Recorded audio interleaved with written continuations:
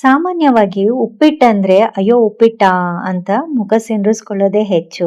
ಆದ್ರೆ ಇವತ್ತು ನಾನು ತೋರಿಸ್ತಾ ಇರೋಂಥ ಉಪ್ಪಿಟ್ಟು ಟ್ರೈ ಮಾಡಿ ಉಪ್ಪಿಟ್ಟು ಬೇಡ ಅನ್ನೋರು ಸಹ ತಟ್ಟೆ ಖಾಲಿ ಮಾಡೋದಂತೂ ಗ್ಯಾರಂಟಿ.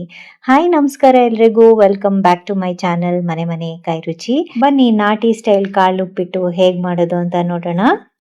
ಮೊದಲಿಗೆ ಒಂದು ಪ್ಯಾನಿಗೆ 2 ಸ್ಪೂನಷ್ಟು ತುಪ್ಪನ ಹಾಕ್ಕೊಳ್ತಾ ಇದ್ದೀನಿ.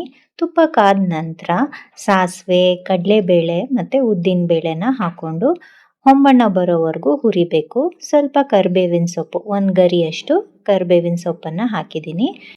ಕಡಲೆಬೇಳೆ ಉದ್ದಿನಬೇಳೆನ 2 ನಿಮಿಷ ಫ್ರೈ ಮಾಡಿದ್ಮೇಲೆ 1 ಕಪ್ಪಷ್ಟು ನಾನು ಉಪ್ಪಿಟ್ಟಿನ ರವೆ ಹಾಕೋತಾ ಇದ್ದೀನಿ. ಅಂದರೆ ಮೀಡಿಯಮ್ ರವೆನ ಹಾಕೋತಾ ಇದ್ದೀನಿ.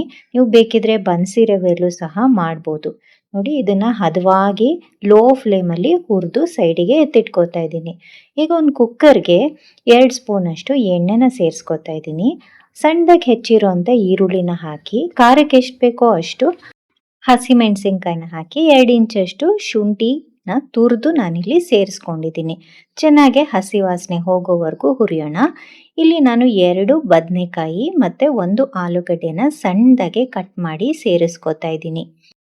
ಜೊತೆಗೆ 1 ಕಪ್ಪಷ್ಟು ಹಸಿ ಅವರೆಕಾಳನ್ನು ಹಾಕಿ, ರುಚಿಗೆ ಎಷ್ಟು ಬೇಕೋ ಅಷ್ಟು ಉಪ್ಪು, ಅರಿಶಿನ ಹಾಕಿ ಹಸಿ ವಾಸನೆ ಹೋಗೋವರೆಗೂ ಹುರ್ಕೋಬೇಕಾಗತ್ತೆ.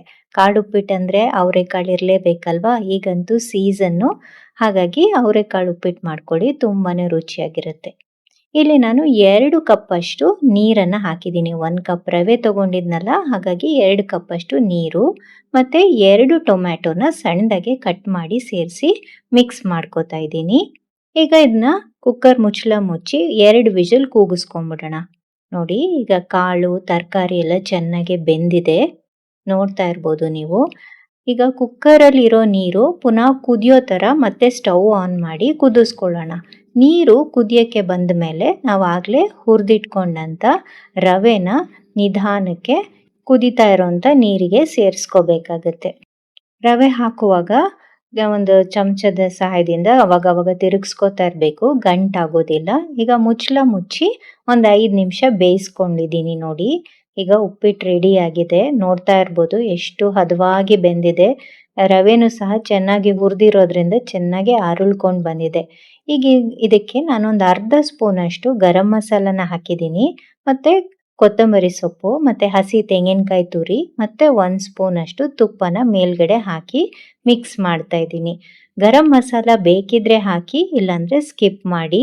ತುಂಬ ರುಚಿಯಾಗಿರುತ್ತೆ. ಕಾಳು ಉಪ್ಪಿಟ್ಟಿಗೆ ಸ್ವಲ್ಪ ಗರಂ ಮಸಾಲ ಆ್ಯಡ್ ಮಾಡಿದ್ರೆ, ಚೆನ್ನಾಗೆಲ್ಲ ಮಿಕ್ಸ್ ಮಾಡಿದ್ರೆ ಉಪ್ಪಿಟ್ಟು ರೆಡಿ. ಸಾಫ್ಟ್ ಆಗಿರೋಂಥ ಉಪ್ಪಿಟ್ಟು ಇಷ್ಟಪಡೋರಾದರೆ ಈ ರೀತಿ ಮೆಷರ್ಮೆಂಟ್ನ ಬಳಸಿ 1 ಲೋಟ ರವೆಗೆ 2 ಲೋಟ ನೀರನ್ನು ಹಾಕಿ ಮಾಡಿ. ನೀವು ಇನ್ನು ಉದ್ರುದ್ರಂಗೆ ಬೇಕು ಅಂತಂದರೆ 1.5 ಕಪ್ಪಷ್ಟು ನೀರನ್ನು ಹಾಕ್ಬೋದು 1 ಲೋಟ ರವೆಗೆ. ಹಾಗೆ ಬನ್ಸಿ ರವೆಯಲ್ಲಿ ಮಾಡಿದ್ರು ಅಷ್ಟೇ, ಇನ್ನು ಉದ್ರುದ್ರಂಗೆ ಬರುತ್ತೆ ಉಪ್ಪಿಟ್ಟು. ಈ ಅವರೆಕಾಳು ಸೀಸನ್ ಮುಗಿಯೋದ್ರೊಳಗಡೆ ಖಂಡಿತ ಈ ರೀತಿ ಉಪ್ಪಿಟ್ಟನ್ನ ಟ್ರೈ ಮಾಡಿ. ಹಾಗೆ ಹೇಗೆ ಬಂತು ಅಂತ ಕಮೆಂಟ್ ಸೆಕ್ಷನಲ್ಲಿ ತಿಳಿಸಿ. ಮತ್ತು ಈ ವಿಡಿಯೋ ನಿಮ್ಗೇನಾದರೂ ಇಷ್ಟ ಆಗಿದ್ದಲ್ಲಿ ಪ್ಲೀಸ್ ಲೈಕ್ ಮಾಡಿ, ಶೇರ್ ಮಾಡಿ ಮತ್ತು ಸಬ್ಸ್ಕ್ರೈಬ್ ಮಾಡೋದನ್ನು ಮಾತ್ರ ಮರಿಬೇಡಿ. Thank you.